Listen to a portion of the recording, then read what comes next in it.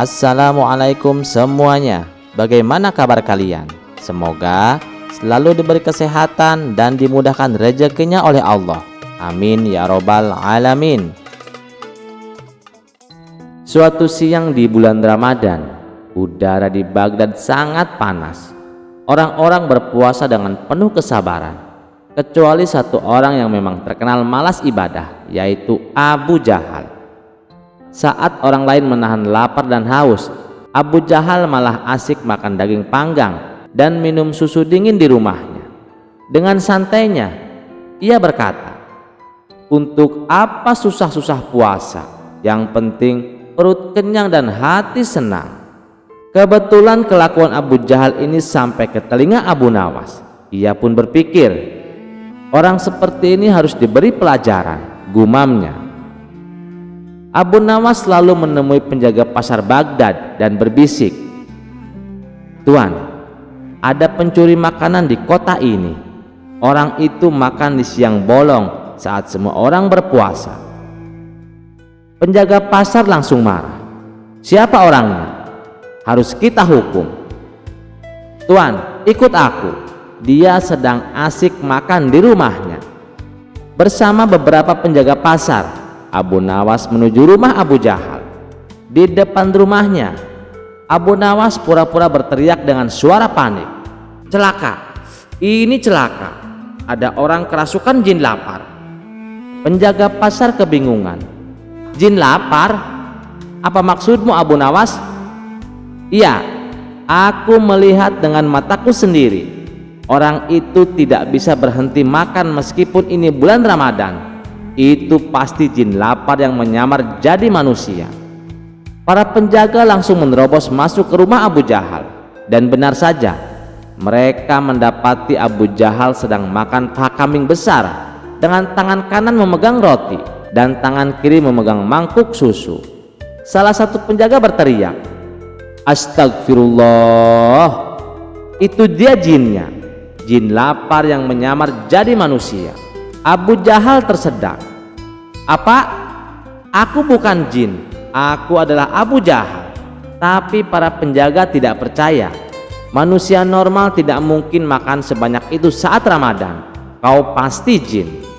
Mereka langsung menggotong Abu Jahal keluar rumah dan membawanya ke pasar.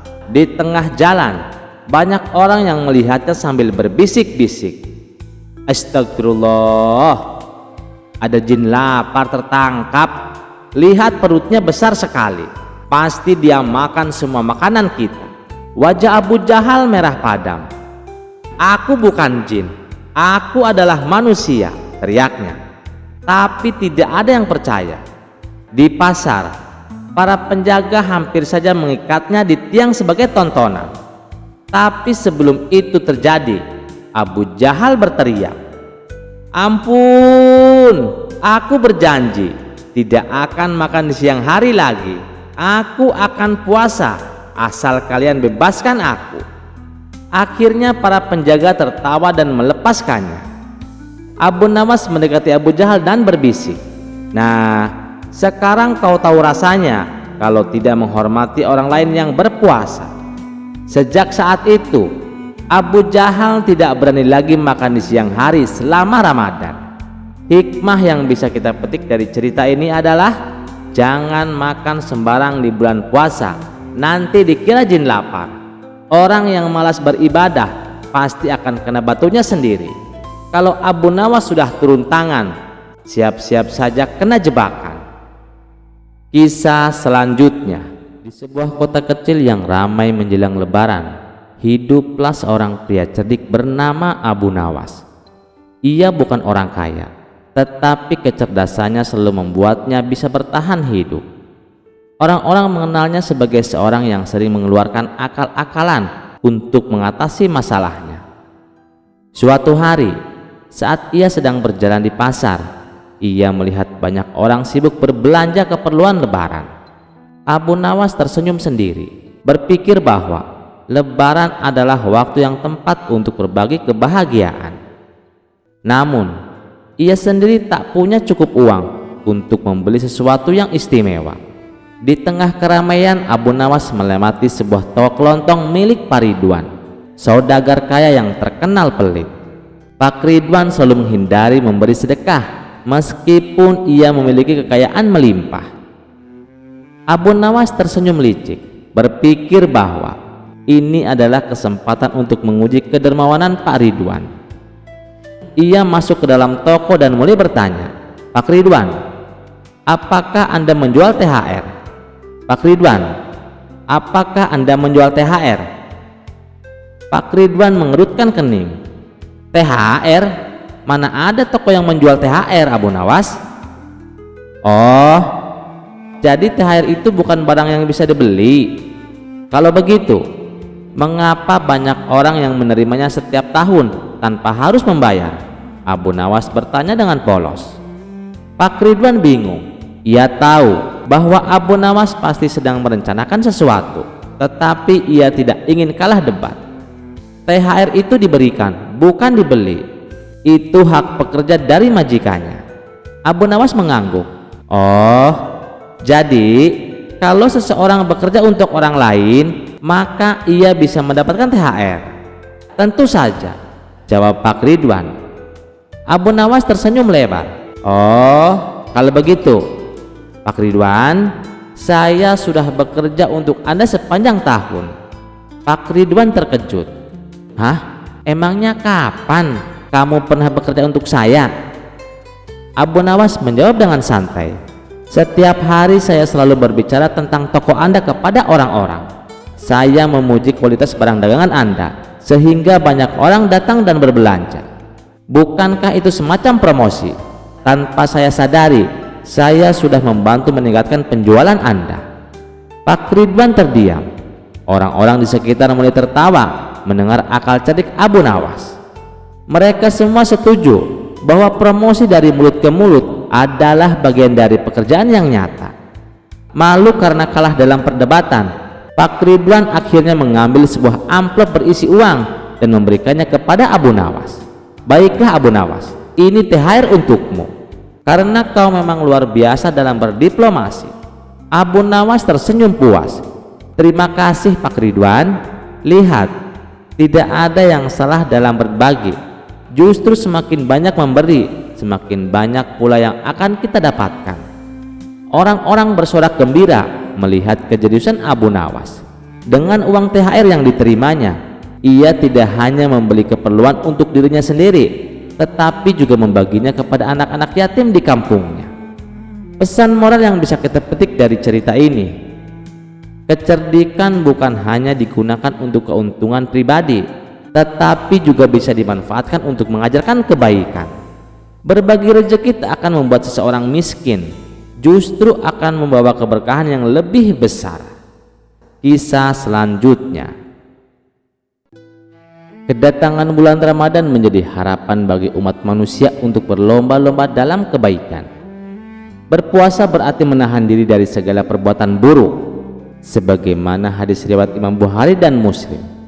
Rasulullah SAW bersabda, "Apabila bulan Ramadan datang, maka pintu-pintu surga akan terbuka dan pintu-pintu neraka akan tertutup, serta setan-setan akan dibelenggu." Sejak zaman Nabi Adam alaihissalam, iblis sudah berjanji untuk terus mengganggu umat manusia hingga hari kiamat kelak. Akan tetapi, ada saat-saat di mana setan tidak mampu menggoda manusia. Pada bulan suci yang penuh berkah ini, setan akan terbelenggu. Intensitas setan dalam menggoda manusia menjadi terbatas, tidak seperti di hari biasa. Namun, ada beberapa setan yang tetap berkeliaran.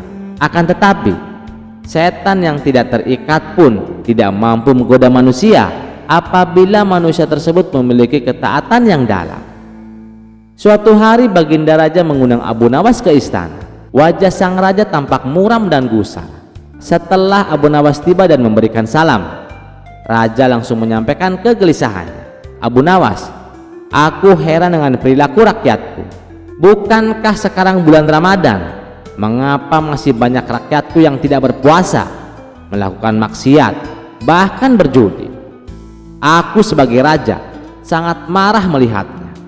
Padahal kan setan sudah dibelenggu. Abu Nawas tersenyum tipis, lalu menjawab dengan penuh kebijaksanaan, "Ampun Baginda, manusia memang seringkali mengaku beriman kepada Allah dan berjanji akan menaati perintah-perintahnya. Namun banyak yang gagal karena lemahnya iman mereka." Sang raja mengernyitkan dahi. "Apa maksudmu Abu Nawas? Bukankah tanpa gangguan setan seharusnya manusia lebih mudah beribadah?" Abu Nawas menghela napas sejenak sebelum menjelaskan, "Baginda, meskipun setan dibelenggu, manusia tetap memiliki hawa nafsu yang sudah terbiasa dipengaruhi oleh setan. Bukankah sebelum Ramadan tiba, setan telah menanamkan kebiasaan buruk dalam diri manusia? Jadi, meskipun mereka tidak lagi digoda langsung oleh setan, mereka masih mengikuti jejaknya. Ibarat seekor kuda yang sudah lama ditarik oleh kekang ke arah yang salah. Meskipun talinya lepas, kuda itu akan tetap berjalan di jalur yang sama." Abu Nawas mengangguk. "Benar Baginda, melawan setan yang dibelenggu saja mereka kalah.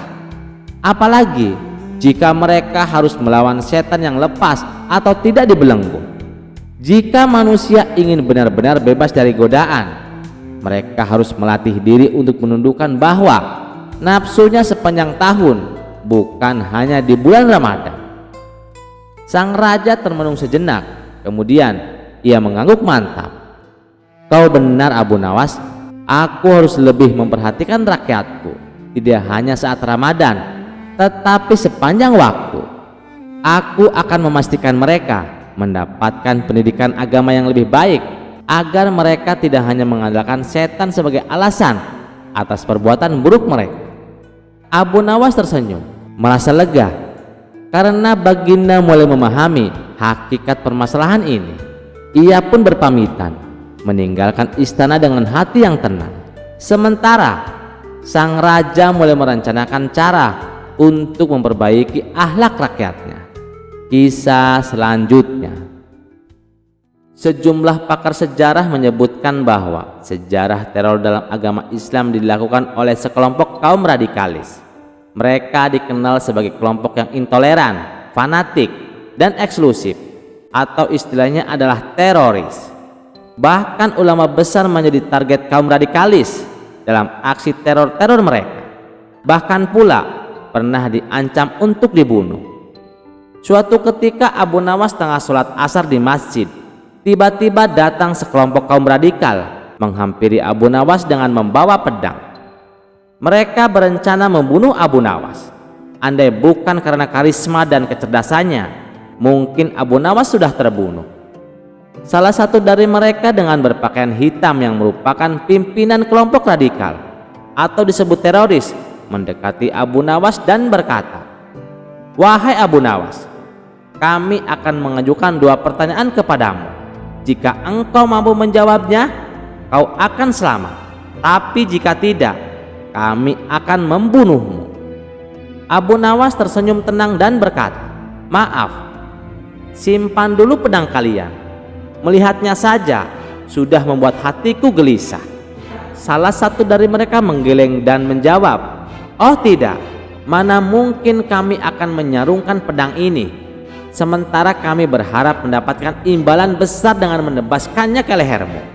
Abu Nawas tetap tenang dan berkata, "Baiklah kalau begitu, tanyakan saja apa yang kalian inginkan." Mereka melanjutkan, "Ada 2 jenazah di depan pintu. Yang pertama, seorang laki-laki peminum khamr, lalu ia meninggal dalam keadaan mabuk. Yang kedua, seorang perempuan yang hamil dari hubungan zina, dan ia meninggal dalam kondisi mengandung sebelum bertaubat." Pertanyaannya, 2 jenazah tersebut mukmin atau kafir? Gerombolan teroris ini mengajukan pertanyaan yang betul-betul menjebak Abu Nawas. Mereka menggiring Abu Nawas masuk ke dalam pemahaman akidah mereka. Menurut mereka, Muslim yang melakukan dosa besar dinyatakan keluar dari Islam atau kafir. Namun Abu Nawas sangat cerdik. Beliau tidak terjebak penggiringan opini mereka. Bahkan mereka yang terbawa arus pemikiran Abu Nawas. Abu Nawas menatap mereka dengan tenang, lalu bertanya, Dari kelompok manakah kedua jenazah ini? Apakah mereka Yahudi? Kami bukan Yahudi, jawab salah satu dari mereka dengan tegas. Abu Nawas mengangguk dan bertanya lagi, apakah mereka Nasrani? Tidak, sahut yang lain. Atau mungkin mereka Majusi? Lanjut Abu Nawas. Bukan, jawab mereka serempak. Abu Nawas tersenyum tipis. Lalu, dari golongan mana mereka? Tanyanya. Mereka adalah kaum muslimin, jawab salah seorang dari mereka. Abu Nawas menghela napas dan tersenyum. Nah, berarti kalian sendiri sudah menjawab pertanyaan kalian. Salah seorang dari mereka masih penasaran dan bertanya, baiklah kalau begitu, menurutmu kedua jenazah ini akan masuk surga atau neraka? Abu Nawas melanjutkan, ada orang yang lebih buruk dari dua jenazah tersebut. Namun sekelas Nabi saja tidak berani memvonisnya masuk neraka. Disebutkan dalam Al-Quran, Nabi Ibrahim alaihissalam mengatakan, maka barang siapa yang mengikutiku, maka sesungguhnya orang itu termasuk golonganku. Dan barang siapa yang mendurhakai aku, maka sesungguhnya engkau maha pengampun lagi maha penyayang. QS Ibrahim ayat 36. Diceritakan dalam ayat lain, Nabi Musa alaihissalam mengatakan tentang pengikutnya yang durhaka, jika engkau menyiksa mereka, maka sesungguhnya mereka adalah hamba-hamba engkau, dan jika engkau mengampuni mereka, maka sesungguhnya engkaulah yang maha perkasa lagi maha bijaksana. QS Al-Maidah ayat 118. Mendengar jawaban lugas dan cerdas dari Abu Nawas, sekelompok kaum teroris itu mati kutu, hingga mereka menundukkan kepala dan undur diri. Mereka gagal membunuh Abu Nawas. Menurut paham Ahlus Sunnah wal Jamaah, Muslim yang meninggal dunia dengan membawa kalimat tauhid tidak dapat disebut kafir sebesar apapun dosanya. Dalam perspektif aswaja, tidak diberikan tindakan serampangan, memberikan label kafir kepada sesama Muslim. Tidak selayaknya seorang Muslim mengkapling surga hanya untuk golongannya, sedangkan saudara Muslim yang lain masuk neraka. Nasib seorang manusia kelak, baik disiksa atau diampuni, semuanya adalah hak prerogatif Allah Subhanahu wa Ta'ala. Kisah selanjutnya, pada suatu hari Abu Nawas pergi ke pasar untuk membeli daging. Saat sedang memilih-milih, tiba-tiba datang 3 orang preman bertato yang terkenal sadis. Mereka memalak setiap orang yang ada di pasar dengan golok di tangan. Tak satu pun orang berani melawan, karena siapapun yang menentang, mereka pasti akan dibunuh. Satu persatu para pedagang dan para pembeli di pasar dipaksa menyerahkan uang. Ada yang memberi 1 dinar, ada yang memberi 2 dinar, bahkan lebih, demi menyelamatkan diri mereka. Ketika giliran Abu Nawas tiba, seorang preman mendekatinya dan berkata, "Mana uangmu?" Namun Abu Nawas hanya tersenyum dan diam. Preman itu mengulang dengan suara lebih keras, "Mana uangmu?" Namun Abu Nawas tetap diam dan tersenyum. Merasa tidak dihiraukan, preman itu akhirnya berteriak, "Mana uangmu wahai pria tuli?" Namun seketika preman itu terdiam dan merenung. Kenapa aku harus berteriak-teriak padahal dia tuli? Akhirnya mereka pun mencoba berbicara dengan bahasa isyarat, tetapi Abu Nawas tetap tidak bereaksi dan tampak kebingungan. Merasa frustasi dan tidak tahu harus berkata apa, ketiga preman itu menyerah. Mereka mengangkat tangan tanda pasrah dan pergi meninggalkan Abu Nawas tanpa mengambil sepeser pun uang darinya. Sementara itu mereka tetap membawa sekantong penuh uang hasil memalak orang-orang di pasar. Setelah para preman pergi, orang-orang berlari mendekati Abu Nawas dan bertanya, "Wahai tuan, siapa nama Anda?" Abu Nawas pun tersenyum dan berkata, "Perkenalkan, saya Abu Nawas." Mereka pun terkejut, "Loh, tuan tidak tuli?" Abu Nawas pun tertawa kecil dan menjawab, "Saya normal, pendengaran saya pun baik. Bahkan tadi saat mereka berteriak di telinga saya, hampir pecah genang telinga saya. Namun saya tetap berpura-pura tuli agar bisa lolos dari mereka tanpa kehilangan uang sepeser pun. Setelah itu, Abu Nawas memberikan nasihat kepada orang-orang di pasar. Dalam hidup, kepintaran tidak selalu harus digunakan untuk melawan dengan kekuatan. Kadang, berpura-pura bodoh atau lemah justru bisa menyelamatkan kita dari bahaya yang lebih besar. Gunakan akal dan kecerdikanmu untuk menghadapi situasi yang sulit, karena tidak semua pertempuran harus dimenangkan dengan kekerasan. Orang-orang di pasar pun mengangguk setuju dan belajar satu hal penting dari kecerdikan Abu Nawas. Kisah selanjutnya dikisahkan, Abu Nawas memiliki seorang tetangga yang sering mengganggu dan menyakitinya. Hampir setiap hari, si tetangga kerap menyombongkan diri, berteriak keras, dan memukuli tiang rumah Abu Nawas. Tak jarang pula saat Abu Nawas sedang duduk bersama sahabat-sahabatnya dan hendak mengawali pembicaraan, si tetangga datang memukul tiang rumah Abu Nawas. Kebanyakan orang mungkin akan merasa terganggu dengan ulas orang seperti tetangga Abu Nawas. Hingga suatu ketika salah satu sahabat Abu Nawas berkata, "Wahai Abu Nawas, sampaikanlah pada tetanggamu agar berhenti mengganggu kami."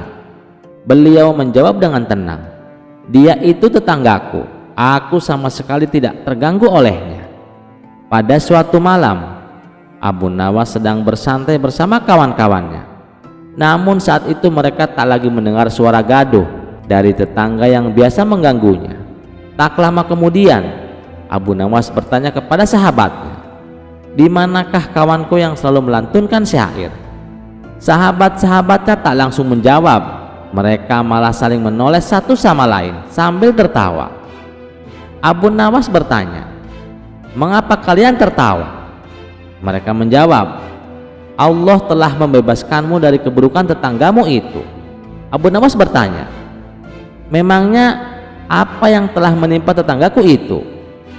Salah satu sahabatnya menjawab, "Dia sudah ditangkap oleh pihak keamanan dan dijebloskan ke dalam penjara."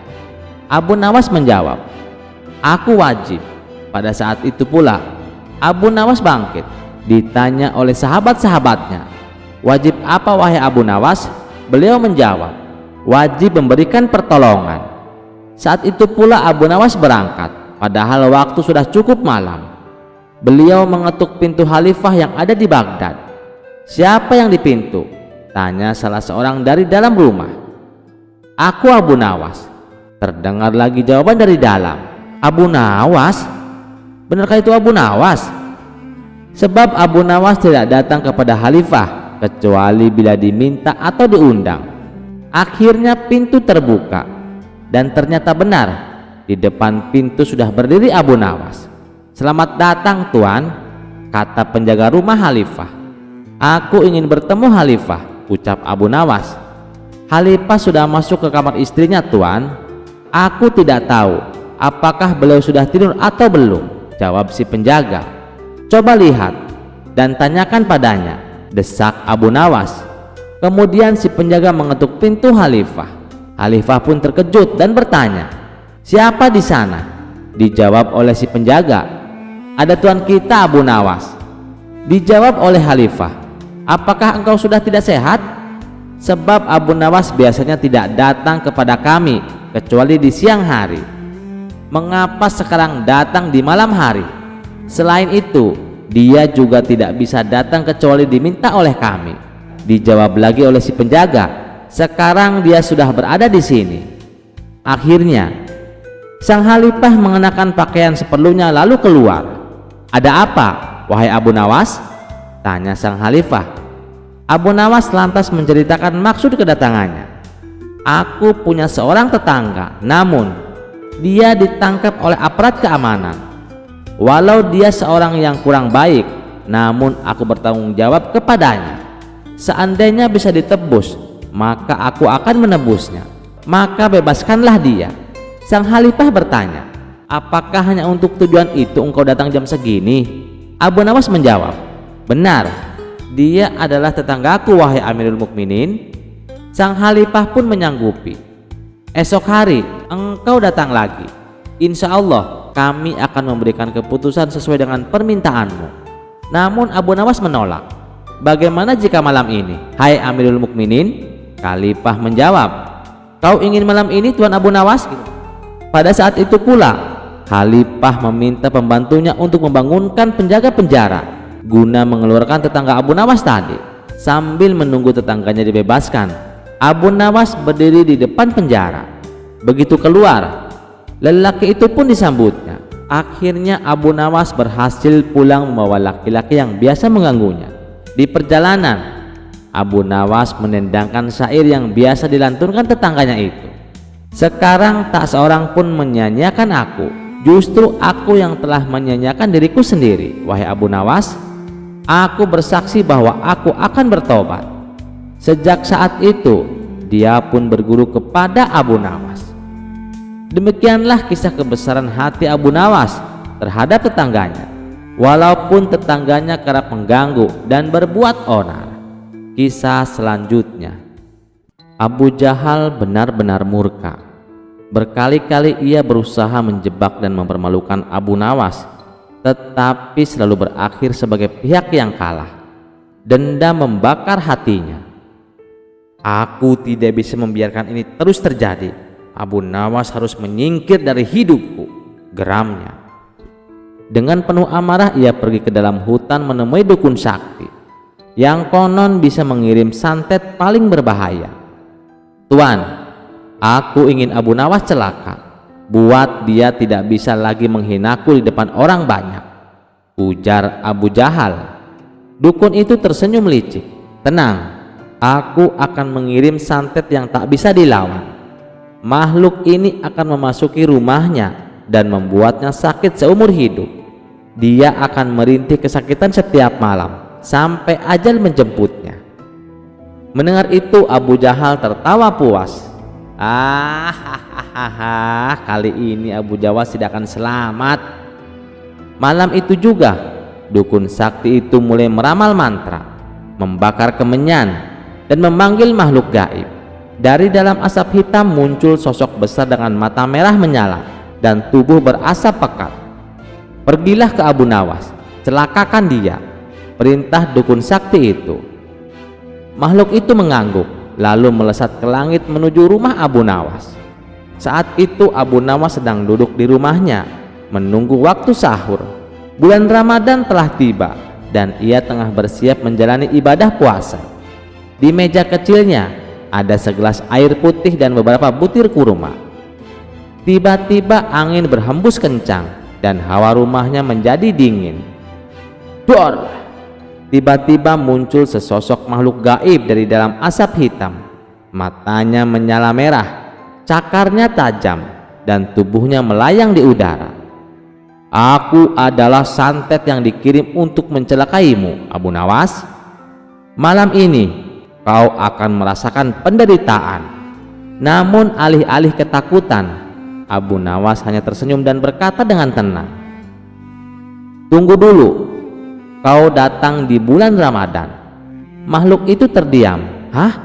Abu Nawas mengangguk. Bulan ini adalah bulan suci. Kau tahu apa artinya? Makhluk itu mengerutkan dahi.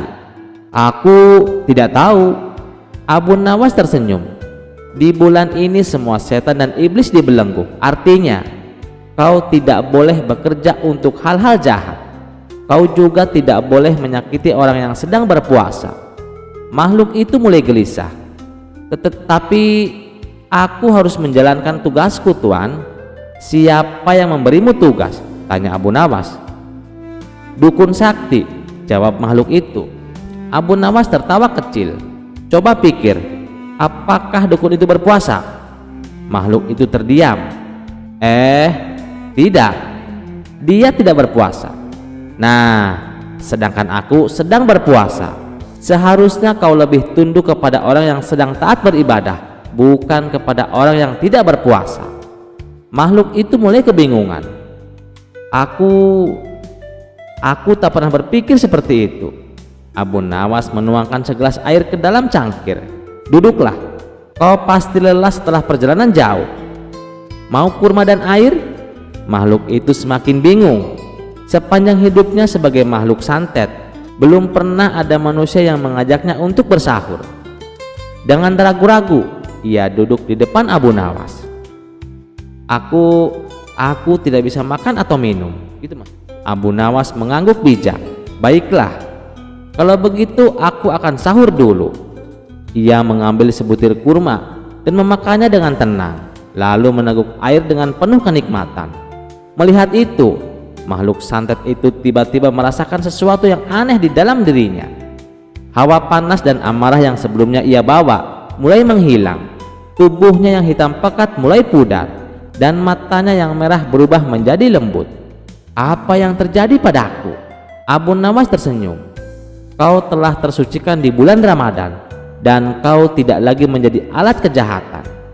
Makhluk itu tiba-tiba bersujud di hadapan Abu Nawas. Mulai hari ini, aku tidak mau lagi menjadi alat santet, dan aku akan menjadi pelayanmu. Sementara itu di rumahnya, Abu Jahal sedang tertidur nyenyak, bermimpi tentang kehancuran Abu Nawas. Namun, tiba-tiba terdengar suara keras di kamarnya. Duar! Ia terbangun dan melihat makhluk santet berdiri di depannya. Apa yang kau lakukan?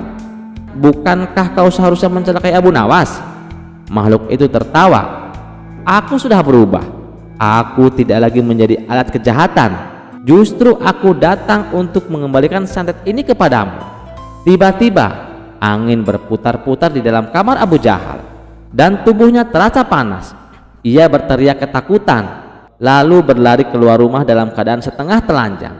Para warga yang sedang sahur melihatnya dan tertawa. Ada apa Abu Jahal? Kenapa kau berlari seperti itu? Abu Jahal gemetar. Santet itu kembali kepadaku. Orang-orang hanya menggeleng-geleng kepala. Itulah akibatnya kalau tidak belajar dari kesalahan. Sementara itu di rumahnya, Abu Nawas hanya tersenyum melihat ke arah bulan dan berkata, di bulan suci yang tulus akan menang, dan yang jahat akan terkena balasannya sendiri. Sejak hari itu, Abu Jahal kapok dan tidak pernah lagi mencoba mencelakai Abu Nawas. Sementara itu, makhluk santet yang telah bertobat tetap tinggal bersama Abu Nawas, membantunya dengan berbagai pekerjaan dan tidak lagi menjadi alat kejahatan. Kisah selanjutnya. Suatu hari, Abu Nawas memutuskan untuk pergi ke sebuah kota jauh untuk urusan yang tidak kalah penting dari sekedar mencari ilmu. Dengan langkah penuh semangat, ia berjalan menyusuri jalan setapak sambil bersendandung riang. Namun, perjalanan jauh itu membuat kakinya lelah dan tubuhnya letih. Ketika hari mulai beranjak siang, Abu Nawas memutuskan untuk beristirahat di bawah sebuah pohon besar di tengah hutan. Angin sepoi-sepoi membuat matanya semakin berat, hingga akhirnya ia tertidur pulas. Namun saat terbangun, suasana di sekelilingnya sudah berubah. Hari sudah gelap gulita, dan suara-suara binatang malam mulai terdengar nyaring. Abu Nawas merasa bingung dan sedikit cemas. Wah, bagaimana ini? Hari sudah malam dan aku masih di tengah hutan, gumamnya. Ia pun berdiri dan mengamati sekelilingnya. Dari kejauhan tampak cahaya dari beberapa rumah yang menyala redup. Syukurlah ada kampung di dekat sini, ujarnya dengan lega. Dengan langkah hati-hati, Abu Nawas berjalan menuju kampung itu. Sesampainya di sana, ia mendapati kampung tersebut tampak sunyi, namun cukup terang oleh lampu minyak. Abu Nawas mengetuk pintu salah satu rumah. Seorang wanita membuka pintu dan tersenyum ramah. Silahkan masuk tuan, Anda pasti lelah. Terima kasih bu, kata Abu Nawas sambil tersenyum sopan. Setelah masuk, wanita itu menawarkan makanan dan minuman. Sambil makan, Abu Nawas pun bertanya, apa nama kampung ini bu? Wanita itu menjawab sambil tersenyum samar, ini adalah kampung janda tuan. Semua wanita di sini adalah janda. Abu Nawas tersedak mendengar jawaban itu. Oh, Jadi kampung ini hanya dihuni oleh janda? Wanita itu mengangguk. Benar tuan. Dan ada satu peraturan di sini tuan. Setiap pria yang datang ke kampung ini harus menikahi salah satu dari kami sebelum ia diizinkan pergi. Abu Nawas terperanjat. Ia merasa seperti masuk ke dalam sebuah jebakan. Bagaimana bisa ia menikah hanya karena kebetulan bermalam di sini? Wah, gawat, pikir Abu Nawas. Aku harus mencari cara untuk keluar dari sini tanpa harus menikah. Abu Nawas pun berpikir keras semalaman. Keesokan paginya, para janda sudah berkumpul di depan rumah, menunggu Abu Nawas keluar. Mereka siap untuk memilih Abu Nawas sebagai suami. Dengan tenang, Abu Nawas keluar dan tersenyum lebar. Wahai ibu-ibu sekalian, aku merasa sangat terhormat sudah diizinkan menginap semalam. Dalam hati Abu Nawas, hatinya deg-deg ser melihat para janda yang sangat cantik-cantik sekali. Namun Abu Nawas sudah berjanji kepada istrinya, dia hanya akan menikah sekali seumur hidup dan akan setia kepada istrinya sampai mati. Salah seorang janda menyahut. Tuan Abu Nawas menyapa dengan ramah dan sangat lembut. Tuan bisa memilih salah satu dari kami para janda untuk dijadikan istri Tuan. Lalu Abu Nawas menjawab, ibu-ibu, sebelum aku menikahi salah satu dari kalian, aku harus menjalankan ritual khusus yang diwariskan oleh keluargaku. Para janda terheran-heran. Ritual apa itu? Tanya salah satu dari mereka. Abu Nawas menjawab dengan serius. Aku harus berlari keliling kampung 3 kali sambil meneriakkan doa khusus. Jika aku berhasil menyelesaikan ritual ini, barulah aku bisa menikah. Para janda merasa tidak ada yang aneh dengan permintaan itu dan mereka menyetujuinya. Abu Nawas pun mulai berlari. Sambil berlari, ia mengucapkan doa keras-keras. Namun, sebenarnya ia mulai mempercepat langkahnya. 1 putaran selesai, ia semakin cepat. 2 putaran selesai, ia seperti angin. Dan saat memulai putaran ketiga, tiba-tiba Abu Nawas langsung lari ke arah hutan. Wahai para ibu-ibu, tunggu aku di sini. Aku akan segera kembali, teriaknya sambil berlari kencang. Para janda sadar bahwa mereka telah dikelabui oleh Abu Nawas. Mereka hanya bisa saling pandang dengan wajah yang penuh kekesalan. Kisah selanjutnya. Suatu hari Abu Nawas memutuskan untuk berkunjung ke sebuah desa yang terkenal akan kecantikan para jandanya. Maka ketika Abu Nawas tiba di desa itu, para janda langsung berkumpul, berbisik-bisik dan melirik Abu Nawas penuh harapan. Aku harus menikahi Abu Nawas, kata janda Ratna sambil memutar-mutar kerudungnya. Tidak bisa, hanya aku yang pantas untuknya, kata janda Surti dengan penuh semangat. Aduh, kalau aku dapat Abu Nawas, hidupku pasti beruntung, seru janda Maryam sambil menepuk-nepuk pipinya. Dalam sekejap suasana desa menjadi heboh. Mereka semua berusaha memikat Abu Nawas. Ada yang membawa hidangan lezat, ada yang menyanyi merdu, bahkan ada yang mencoba meramal garis tangannya. Abu Nawas hanya tersenyum dan geleng-geleng kepala, bingung dengan semua perhatian itu. Karena persaingan semakin panas, para janda memutuskan untuk mengadakan rapat desa. Mereka sepakat bahwa Abu Nawas harus memilih salah satu dari mereka. Abu Nawas pun diundang sebagai tamu kehormatan. Abu Nawas, kata janda Ratna, pilihlah aku pandai memasak. Aku lebih baik Abu Nawas, kata janda Surti, dan aku rajin dan sabar. Janda Maryam tak mau kalah. Kalau aku Abu Nawas, aku bisa bercerita dan membuatmu tertawa sepanjang hari. Abu Nawas berpikir keras. Ia menatap semua janda yang penuh harap. Jika ia memilih satu, yang lainnya pasti kecewa. Jika ia menolak semua, ia bisa-bisa jadi musuh bersama. Maka seperti biasa, Abu Nawas pun mendapatkan ide cemerlang. Abu Nawas berdiri menarik napas panjang dan berkata, "Wahai janda-janda yang baik hati, kalian semuanya istimewa. Tapi aku punya syarat khusus untuk memilih istri. Apapun syaratnya, kami siap," seru mereka serempak. Abu Nawas tersenyum licik, kemudian berkata, "Siapa di antara kalian yang bisa memasukkan benang ke dalam jarum sambil menutup mata dan menari seperti bebek?" Para janda terdiam, lalu mulai saling melirik sambil menahan tawa. "Aku coba dulu," kata Janda Ratna. Ia mengambil jarum dan benang, menutup mata, lalu mulai menari sambil bergoyang-goyang seperti bebek. Tapi tak lama kemudian ia tersandung kursi dan hampir jatuh. "Aku juga bisa," seru Janda Surti. Ia mencoba hal yang sama, tapi benangnya malah menyangkut di rambutnya sendiri. Janda Maryam tak mau kalah. Ia menutup mata, mulai menari, dan bukannya memasukkan benang ke dalam jarum, malah menusuk jari sendiri. "Aduh, jarum ini lebih jahat dari mantan suamiku." Semua orang tertawa terpingkal-pingkal, termasuk Abu Nawas.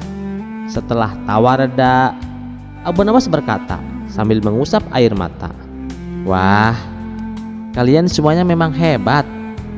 Tapi sepertinya lebih baik aku jadi teman kalian saja. Lagi pula, kalau jadi suami kalian, aku pasti harus belajar menari bebek setiap hari." Para janda akhirnya tertawa dan setuju. Mereka senang karena walaupun tidak mendapatkan Abu Nawas sebagai suami, setidaknya mereka mendapatkan tawa dan kenangan yang sangat lucu.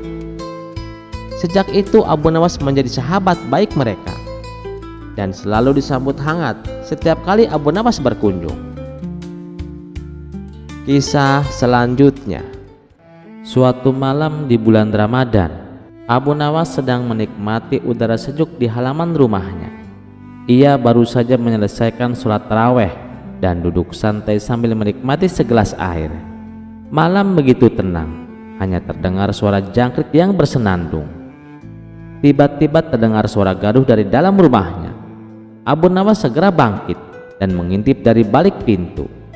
Ia melihat seorang lelaki tengah mengendap-endap memasukkan perhiasan dan uang ke dalam kantongnya. Abu Nawas tersenyum dan berkata dalam hati, "Wah, ada tamu tadi undang rupanya.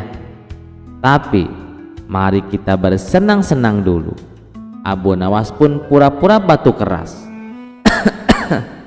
Si maling terkejut dan langsung berusaha kabur. Tapi Abu Nawas dengan tenang berkata, "Wahai sahabatku, kenapa buru-buru pergi? Bukankah bulan Ramadan adalah bulan penuh berkah?" Si maling yang sudah pucat pasi berusaha mencari alasan. Maaf Abu Nawas, aku hanya mencari udara segar di dalam rumahmu Abu Nawas." Abu Nawas tertawa kecil. "Oh begitu, aku baru tahu ada orang mencari udara segar di dalam lemari penyimpanan." Si maling tertunduk malu, tetapi masih berusaha membela diri. "Aku bersumpah Abu Nawas, aku tidak berniat jahat. Aku hanya ingin menguji keimananku di bulan Ramadan." Abu Nawas mengangkat alisnya. "Menguji yang bagaimana maksudmu?" Si maling menjawab dengan penuh keyakinan, "Aku ingin melihat apakah aku bisa tetap berpuasa meskipun aku sedang bekerja keras seperti ini.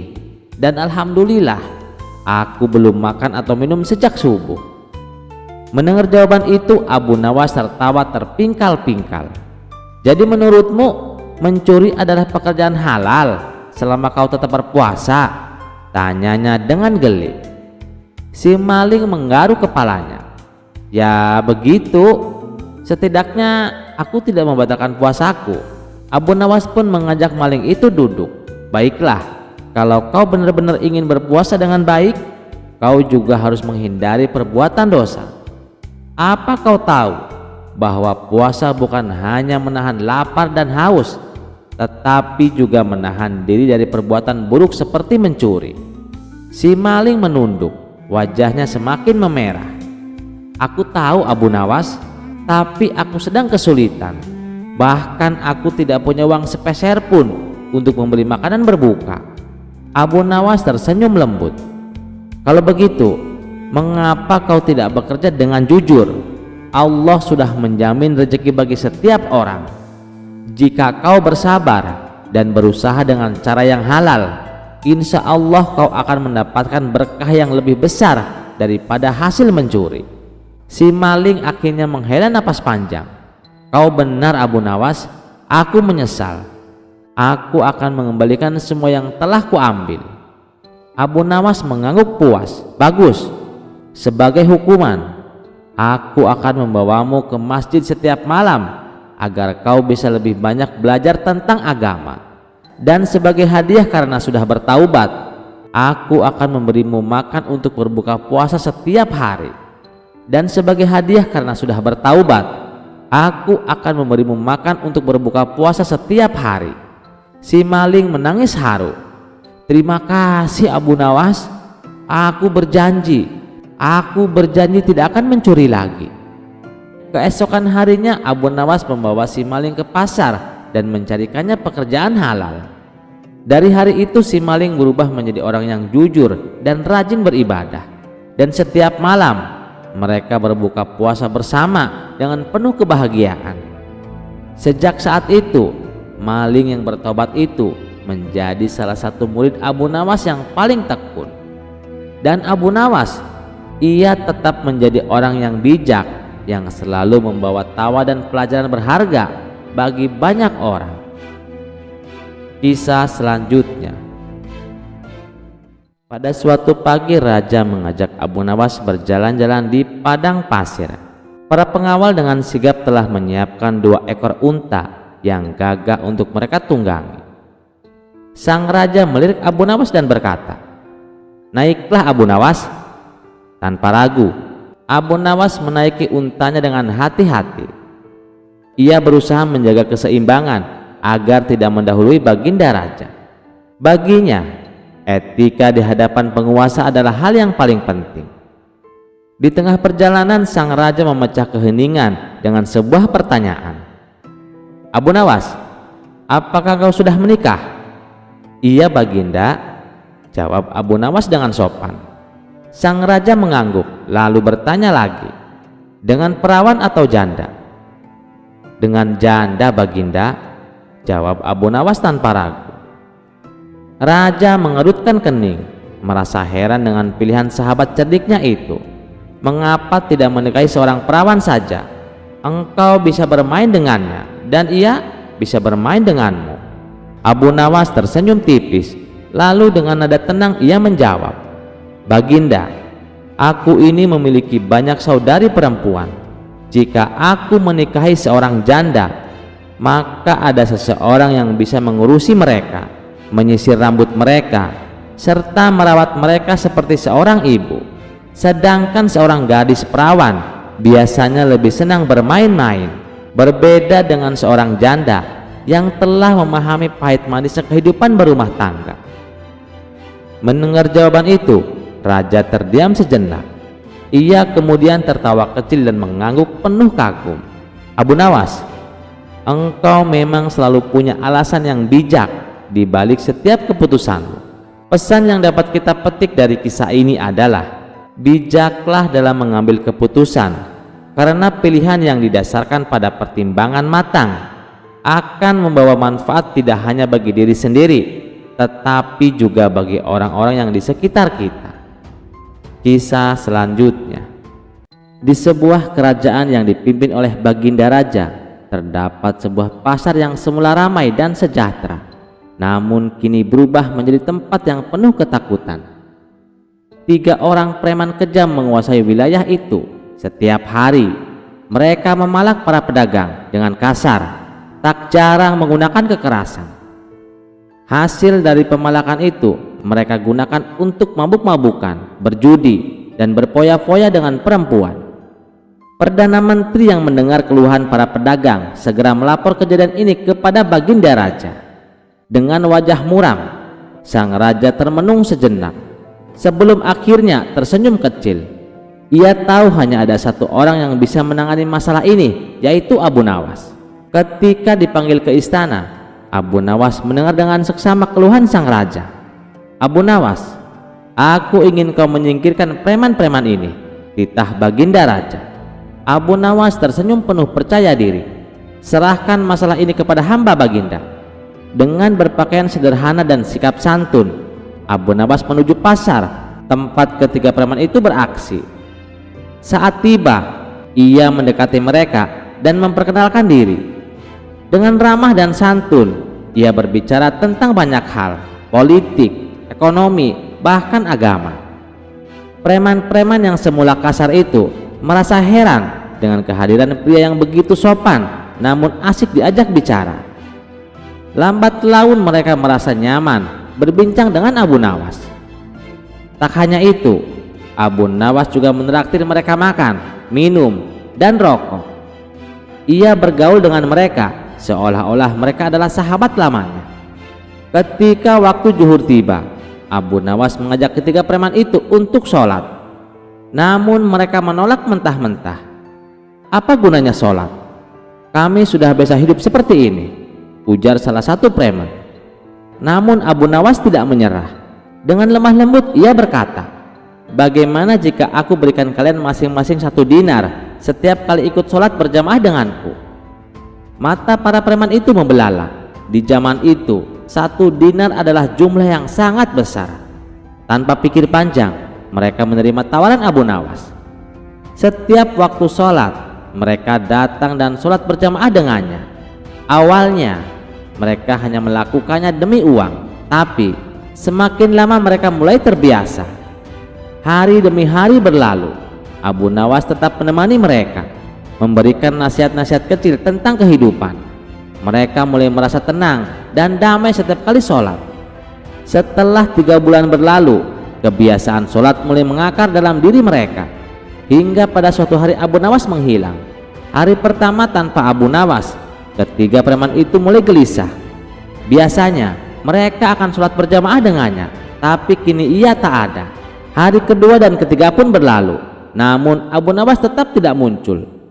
Mereka mulai merasa kehilangan, bukan karena uang 1 dinar, tetapi karena perasaan damai yang selalu hadir saat bersama Abu Nawas.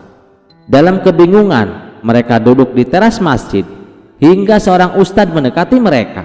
"Ada apa? Kalian tampak gelisah," tanyanya. Salah satu dari mereka pun bercerita tentang pria misterius yang telah mengubah hidup mereka.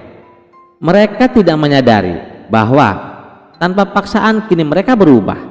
Mereka tidak lagi merampok dan memalak, bahkan mereka mulai mencari pekerjaan halal untuk menghidupi diri sendiri. Sang ustadz tersenyum dan berkata, "Abu Nawas telah menyadarkan kalian dengan cara yang luar biasa. Kini teruslah di jalan kebaikan." Sejak hari itu, ketiga preman itu benar-benar bertaubat. Pasar kembali aman dan para pedagang tak lagi merasa takut. Ketika Baginda Raja mendengar kisah ini, ia tertawa puas. Abu Nawas memang selalu punya cara yang unik. Dia tidak hanya menyingkirkan preman, tetapi juga mengubah mereka menjadi orang baik. Dan begitulah kisah bagaimana kecerdikan Abu Nawas. Ia mampu mengubah 3 preman menjadi pribadi yang lebih baik tanpa kekerasan, hanya dengan kesabaran dan kebijaksanaan. Kisah selanjutnya, menjelang bulan suci Ramadan, sudah menjadi kebiasaan Abu Nawas untuk mengumpulkan kayu bakar di hutan. Kayu itu nantinya akan digunakan sebagai bahan bakar untuk memasak selama bulan puasa. Sehari sebelum Ramadan tiba, Abu Nawas bergegas pergi ke hutan dengan membawa kampak andalannya. Sesampainya di hutan, ia segera mengumpulkan kayu bakar dengan tekun. Seharian bekerja, ia berhasil mengumpulkan 10 ikat kayu bakar. Saat azan berkumandang, Abu Nawas menyadari bahwa hari sudah siang. "Aku harus pulang," gumamnya. Ia pun memikul 1 ikat kayu bakar dan berjalan kembali ke rumah. Setibanya di rumah, Abu Nawas segera mandi untuk membersihkan diri. lalu menunaikan sholat zuhur. Tak ingin pekerjaannya tertunda, ia kembali ke hutan untuk mengambil sisa kayu bakar yang masih tertinggal. Waktu terus berjalan hingga matahari mulai condong ke barat. Saat azan ashar berkumandang, Abu Nawas masih berada di tengah hutan, sehingga ia pun menunaikan sholat ashar di tengah hutan. Menjelang maghrib, ia baru berhasil membawa sebagian besar kayu bakarnya pulang. Namun karena jarak antara hutan dan rumah cukup jauh, masih ada 2 ikat kayu bakar yang tertinggal. Abu Nawas pun tersenyum lelah. Sepertinya aku harus kembali esok pagi, katanya pada diri sendiri. Saat azan maghrib berkumandang, Abu Nawas segera bergegas menuju musola untuk menunaikan sholat berjamaah. Ia merasa lega bisa menjalankan sholat bersama para jamaah di malam yang penuh berkah. Namun ketika hendak pulang, tiba-tiba ia tersentak. Ia baru menyadari sesuatu yang penting. Besok adalah hari pertama puasa dan ia belum mandi besar serta keramas. Astagfirullahaladzim, aku belum mandi suci, padahal besok kan sudah mulai puasa ya, gumamnya panik. Abu Nawas pun merasa gelisah. Ia bingung, apa mandi besar sebelum puasa adalah kewajiban atau hanya sunnah? Tanpa berpikir panjang, ia segera mendekati seorang ulama yang masih duduk di tempat imam. Maaf tuan ulama, kata Abu Nawas dengan wajah penuh kebingungan. Saya baru ingat kalau saya belum mandi besar, sedangkan besok adalah hari pertama puasa. Bagaimana hukumnya? Apakah saya wajib mandi sebelum puasa dimulai? Sang ulama tersenyum lembut mendengar pertanyaan itu. Dengan tenang ia menjawab, wahai Abu Nawas, mandi sebelum puasa Ramadan bukanlah sesuatu kewajiban, namun dianjurkan sebagai bagian dari kebersihan dan persiapan ibadah. Beberapa ulama menyebutkan bahwa mandi itu termasuk dalam mandi sunnah yang dilakukan sebelum ibadah besar seperti puasa atau sholat berjamaah di hari raya. Abu Nawas mengangguk-angguk mendengarkan dengan seksama. Sunnah ini bertujuan agar kita memasuki bulan suci dalam keadaan bersih dan segar. Meskipun tidak wajib, mandi ini memiliki nilai baik untuk dilakukan dengan niat yang tulus dan tata cara yang benar. Ibadah puasa pun dapat dijalankan dengan lebih nyaman dan penuh keberkahan. Bahkan dikisahkan ketika Nabi Shallallahu Alaihi Wasallam ketemu waktu subuh, sementara posisi beliau belum mandi junub karena habis berhubungan badan sebelum waktu subuh. Setelah itu Nabi mandi dalam rangka menghilangkan hadas setelah masuk adzan subuh, dan lalu beliau berpuasa. Artinya walaupun sudah masuk waktu subuh, orang belum mandi junub itu tidak mempengaruhi keabsahan puasanya. Maka dalam hal ini mandi ketika puasa itu tidak diwajibkan atau tidak diharuskan, lanjut sang ulama. Abu Nawas berpikir sejenak lalu bertanya lagi, jadi apakah saya harus mandi besar sekarang juga atau tidak perlu karena sudah masuk waktu maghrib?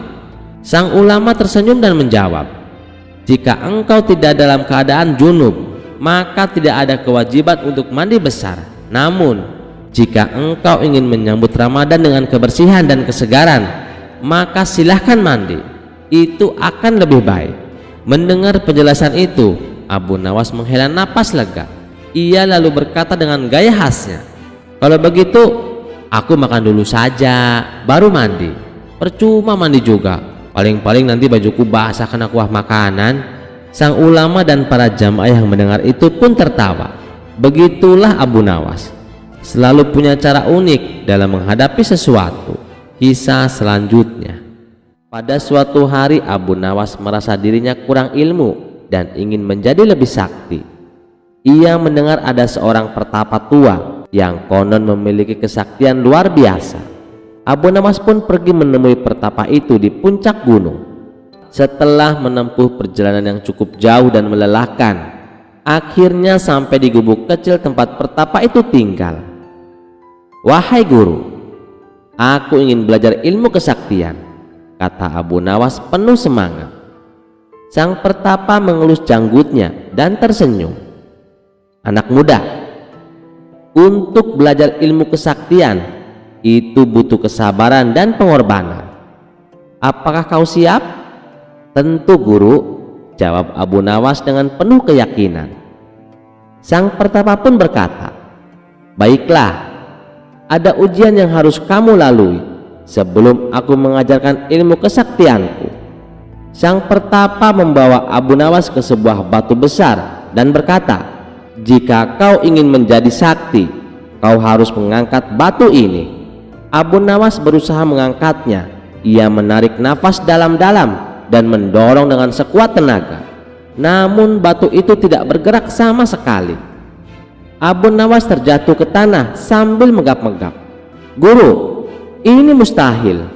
Batu ini terlalu berat, Guru. Sang pertapa pun tersenyum.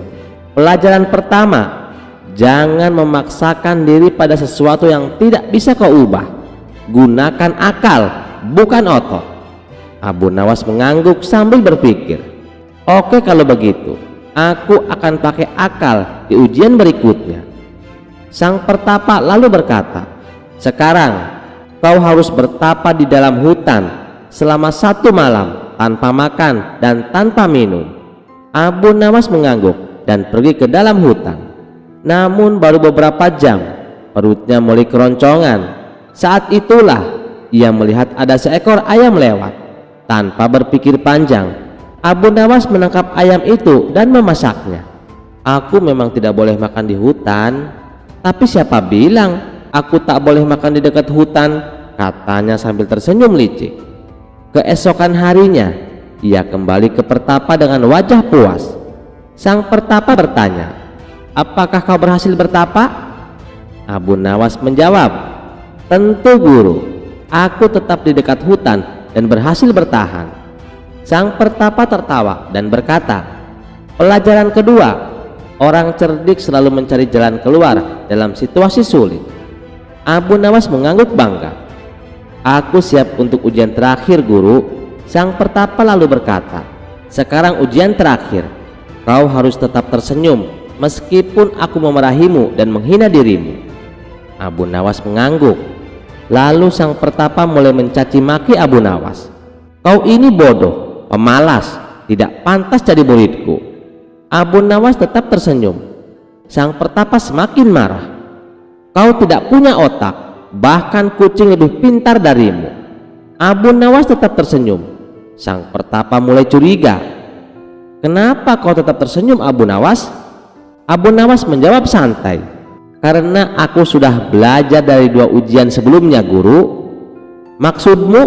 Tanya sang pertapa. Abu Nawas tersenyum licik. Aku tidak mau memaksakan diri seperti mengangkat batu, dan aku selalu mencari jalan keluar dalam situasi sulit. Maka dari itu aku menutup telinga dari tadi agar tak mendengar hinaanmu. Sang pertapa terdiam lalu tertawa terbahak-bahak. Kau memang cerdik, Abu Nawas. Baiklah, kau tak butuh ilmu sakti karena kecerdikanmu sudah lebih hebat dari kesaktian. Abu Nawas pun pulang dengan bangga, merasa bahwa kecerdikan adalah ilmu yang paling sakti yang pernah ia pelajari. Sekian dulu perjumpaan kita kali ini. Sampai jumpa di kisah selanjutnya. Terima kasih yang sudah setia menonton channel ini. Wassalamualaikum warahmatullahi wabarakatuh.